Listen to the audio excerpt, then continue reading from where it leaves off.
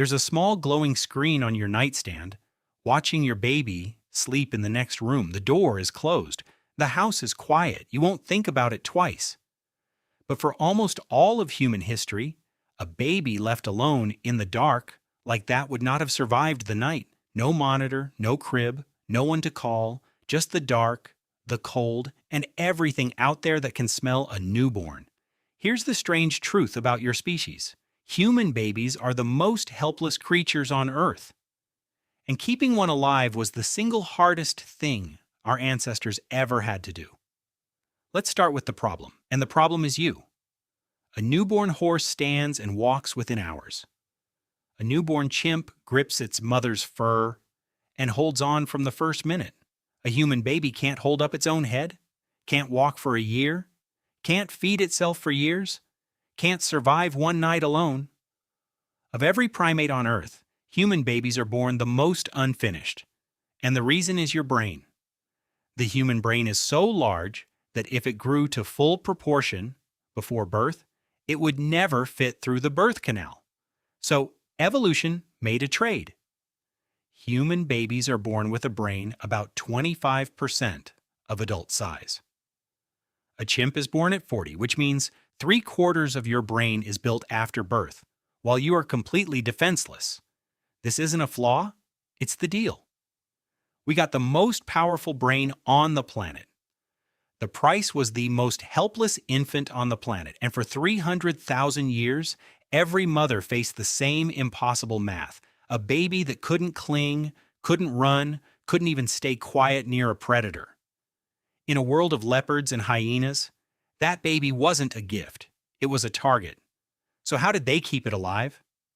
Here's what you probably picture: a mother, alone, doing it all.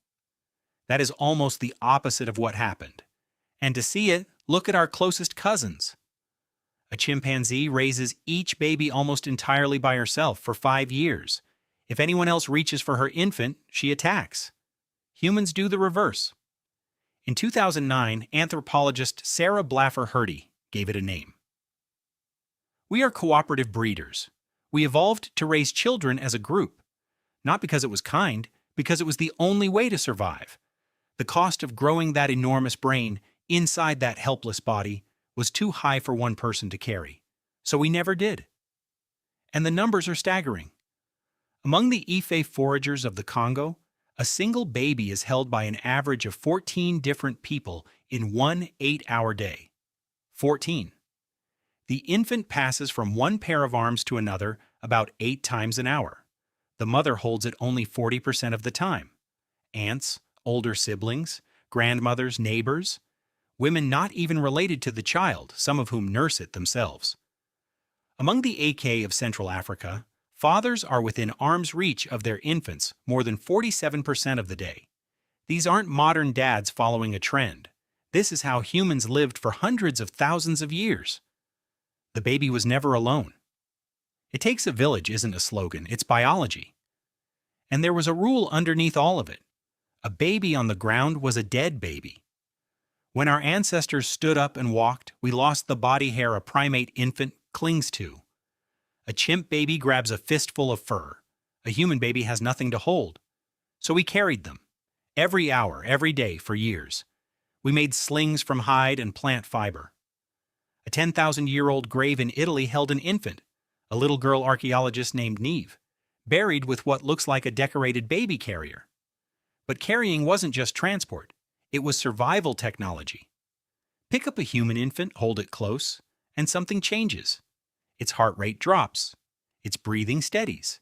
It stops crying. Scientists call it the transport response. In the wild, a crying baby draws predators.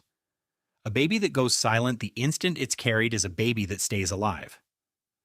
And your child still does this, right now. Lift a screaming newborn to your chest, and it suddenly calms. That isn't only comfort. That is a 300,000-year-old predator evasion reflex, still running inside your baby. Being carried means being saved. So it goes quiet. But carrying wasn't enough. You also had to feed them. And how they did that would make a modern parent flinch.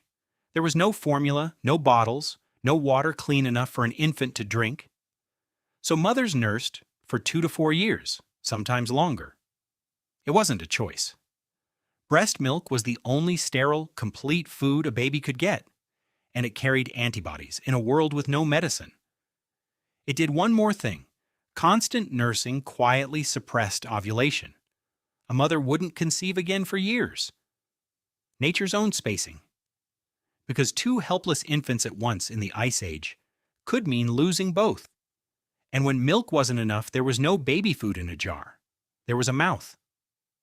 The mother, or the grandmother, chewed meat or a tough root soft, then passed it, lip to lip, into the child, with the enzymes and immune cells in her saliva. Some anthropologists now suspect this is where human kissing began, not romance. A parent feeding a child the only way she could. And then there's the part almost nobody expects, the grandmothers. Most animals die soon after they can't reproduce. There's no evolutionary reason to keep the body running. But human women live for decades past menopause. Why? In 1997, anthropologist Kristen Hawkes studied the Hadza of Tanzania. The postmenopausal women were among the hardest working foragers in the whole group. They spent hours in the heat digging tough roots from hard ground, food young children couldn't get, and they fed their grandchildren, which meant a mother could have her next baby sooner because grandmother was already feeding the last one. Hawkes called it the grandmother hypothesis. You live long past fertility because grandmothers who helped raise grandchildren passed on more of their genes. Your long life may exist because 300,000 years ago, an old woman digging roots in the sun was the line between a child living and starving. Menopause isn't a breakdown, it's a strategy. So picture a single day with that child. It never touches the ground. It moves from arms to arms to arms. One person digs, one nurses. Grandmother softens the food. And when your eyes won't stay open, someone takes the baby, so you can sleep for an hour. A hunter-gatherer mother had somewhere between 5 and 15 people helping her every single day. Today, in most of the world, that number is 2, often 1. So when you're awake at an impossible hour with a crying child and no one is coming, that exhaustion isn't weakness. It isn't failure. It's what happens when you try to do alone the one thing your body was never, in 300,000 years, built to do alone. Look back at that little screen on the nightstand.